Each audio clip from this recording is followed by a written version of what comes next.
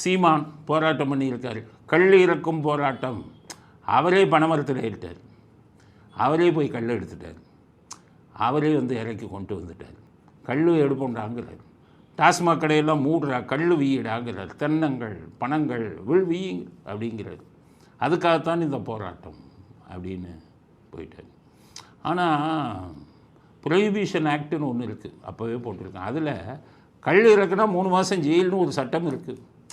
அதை சீமான் மறந்துட்டாருன்னு நினைக்கிறேன். கல் இறக்குனா எல்லாம் 3 மாதம் ஜெயிலுக்கு போகணுமே. கல் இறக்குனா 3 மாதம் ஜெயிலுக்கு போகணும். இப்போ உங்களே கூட அரெஸ்ட் பண்ணலாம். Section 4 prohibition act. கல் இறக்குனா குற்றம், ஜெயிலுக்கு போகலாம். உங்களை மேலே கூட வழக்கு போடலாம். அதனால் சட்டம் அப்படி இருக்குது. நீங்கள் முதல்ல அந்த சட்டத்தை மாற்றணும்னு போராட்டம் நடத்திட்டு அப்புறம் கல் இறக்கிறத பற்றி பேசலாம். சட்டம் எதிராக இருக்கும்போது கல் இறக்கணும்னா எப்படி? கல் இறக்கிறதுல நமக்கு ஒன்றும் மாற்று கருத்து இல்லை. கிராமத்தில் நிறைய பேர் கல் இறக்கி குடித்ததெல்லாம் நான் கண்ணால் பார்த்துருக்கேன். அந்த பதநீர் மாதிரி குடிப்பான், வெள்ளையாக இருக்கும், அதில் சுண்ணாம்பெல்லாம் போட்டு வைப்பான். அது ரொம்ப ரசித்து குடிப்பாங்க. ஆனால் அந்த கல்லில் இந்த டாஸ்மாக் மாதிரி போதை வராது. ஆனால் கொஞ்சம் குடித்தா அப்படியே ஒரு கிக்கு மாதிரி இருக்கும்னு சொல்லுவாங்க. நான் கல்லும் குடித்ததில்லை, மதுவையும் தொட்டதில்லை, எனக்கு தெரியாது. ஆனால் நான் இப்போ கேட்பேன் சின்ன வயசுலேயே. என்ன பண்ணுதுன்னா, கொஞ்சம் அப்படியே இதாக இருக்குது, கொஞ்சம் போதையாக இருக்குது அப்படின்னு சொல்லுவாங்க. ஆனால் அந்த கல் வந்து உடம்புக்கு நல்லதும்பாங்க. ஆனால் உடம்புக்கு நல்லதுங்கிறது பொய்.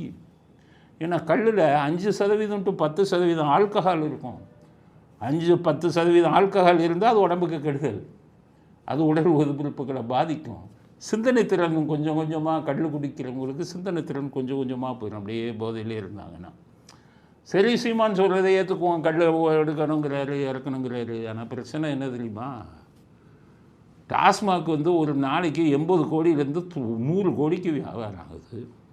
இந்த 80 கோடி 100 கோடிக்கு தேவையான டாஸ்மாக்கை மூடிட்டு 80 கோடி 100 கோடிக்கு தேவையான கல்லை வந்து நீங்கள் இறக்குற அளவுக்கு தென்னை மரமும் பனை மரத்தின் எண்ணிக்கை தமிழ்நாட்டில் இருக்கா?